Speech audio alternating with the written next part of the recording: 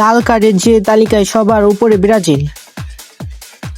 2026 বিশ্বকাপে এ পর্যন্ত লাল কার্ড দেখানো হয়েছে 12টি, যেটি সর্বশেষ শিকার যুক্তরাষ্ট্রের ফ্লোরিন বালোপান।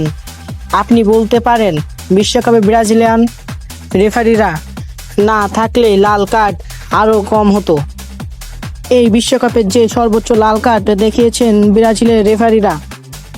যুক্তরাষ্ট্র বসনিয়া ম্যাচের বিপজ্জনক ট্যাকলের জন্য লাল কার্ড দেখিয়েছেন ব্রাজিলের রেফারি রাফায়েল ক্লাউড।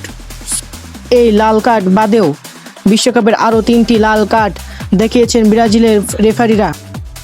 ক্লাউড ছাড়াও লাল কার্ড দেখিয়েছেন আরও অনেক ব্রাজিলিয়ান রেফারিরা। ব্রাজিলের পর চিলির রেফারিরাও দেখিয়েছেন 2টি লাল কার্ড।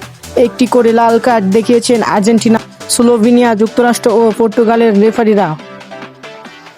এখন আপনি প্রশ্ন করতে পারেন, লাল কার্ড দেখার দিক দিয়ে এই বিশ্বকাপ কোথায় আছে?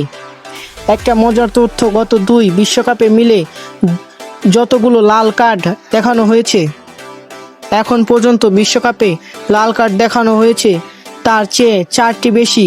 2018 সাল রাশিয়া ও 2022 সাল কাতার বিশ্বকাপে লাল কার্ড দেখানো হয় 4টি করে।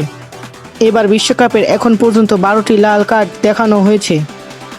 কিন্তু সবচেয়ে বেশি লাল কার্ড দেখা বিশ্বকাপের তালিকায় সবার উপরে জার্মানিতে অনুষ্ঠিত 2006 বিশ্বকাপ এক আসরেই দেখানো হয় 28টি লাল কার্ড। 1998 ফ্রান্স বিশ্বকাপে দেখানো হয় 22টি লাল কার্ড। 2002 দক্ষিণ কোরিয়া ও জাপান বিশ্বকাপে এবং 2010 দক্ষিণ আফ্রিকার বিশ্বকাপে লাল কার্ড দেখানো হয় 17টি।